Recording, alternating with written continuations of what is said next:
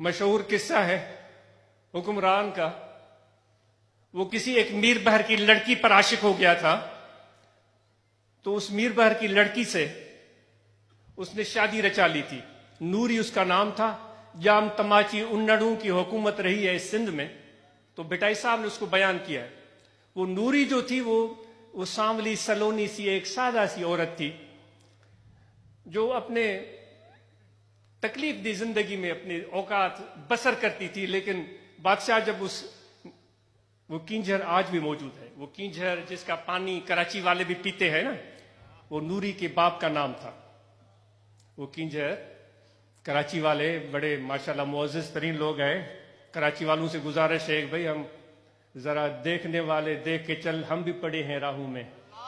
कराची वालों जरा देखो, ये हम भी राहू में पड़े हुए हैं। तो कराची वाले तो माशाल्लाह बड़े इज्जत विकार वाले हैं, बड़े शान वाले हैं।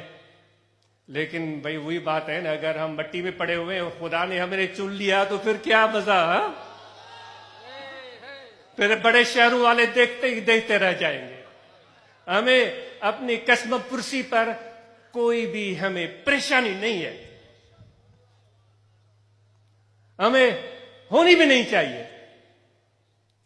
ये कमजोरी, ये ज़ुफ़ जिसका हमें ताना मिलता है, भाई ये तो डगे हैं, डगे हैं, हम डगे हैं, ठीक। कोई अपनी कमजोरी और ज़ुफ़ को अपनी ताकत बना ले तो फिर वो ताकतवर लोग उसका क्या बिगाड़ सकते हैं। वो कमजोरी और ज़ुफ़ कैसा है कि हम यार के दरवाजे पर जो गिरे हैं तो वो कमजोरी हमें उठने नहीं देती। अपने महबूब के दरवाजे पर जो गिरे हैं तो वहां से हमें हमारी कमजोरी उठने नहीं देती। इस कमजोरी को दोस्तों ताकत बना लो।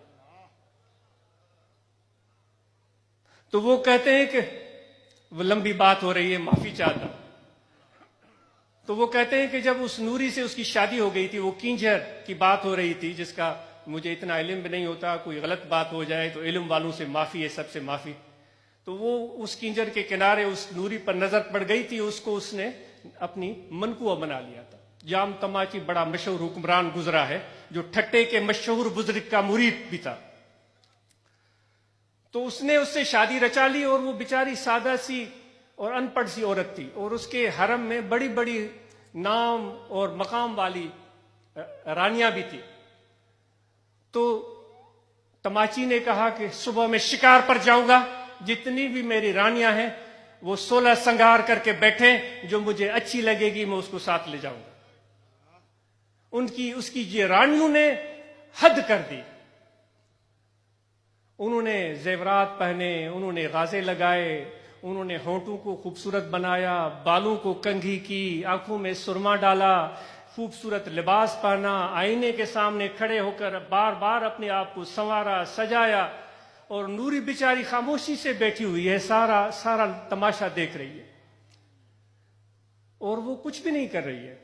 आखिर में सोचा कि मेरे महबूब ने कहा है कि तैयारी करनी है, तो ये तो तैयारियां कर रही हैं। तो उसने अपने महबूब के फरमान की बजावरी में कुछ भी नहीं किया, सुरमादानी निकाली, एक सलाई इस आंख में फेरी, एक इस सुरमे में क्या खर्च आता है, आता है खर्च। एक सलाई इस आंख में फेरी और एक सलाई इस आंख में, और खामोशी से बैठ के, कहां इतने हसीन खूबसूरत रानियां और कहां में एक मीर बहर मल्लाह की बेटी। उसको अपने औकात का पता था।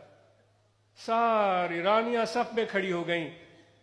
तमाची आया, देखता चला जा रहा है। गंद जनी जी गोद में पावोड़ा पोशाक, देखता जा रहा है, देखता जा रहा है। एक से बढ़कर एक हसीन रानी खड़ी है। चलते चलते के देखा एक कोने में एक खातून बैठी हुई है, जिसने कोई श्रृंगार नहीं किया है, सादा सी औरत है। उसके थोड़ी को पकड़ा, यूं करके देखा,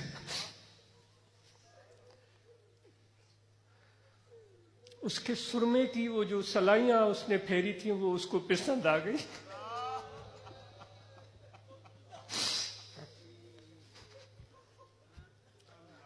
वो 16 श्रृंगार करने वाली रानियों को छोड़ दिया, उस मीर भर की बच्ची को अपने साथ ले गया और कहता गया कि भाई सुरमा हर का पाए पर अख अख जो फेर।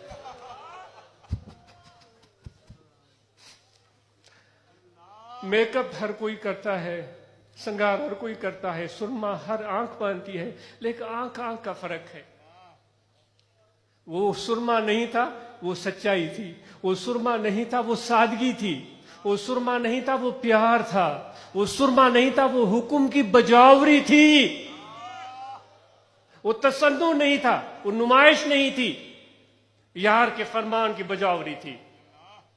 सीखो मेरे रब्बुल आलमीन के अदब को सीखो।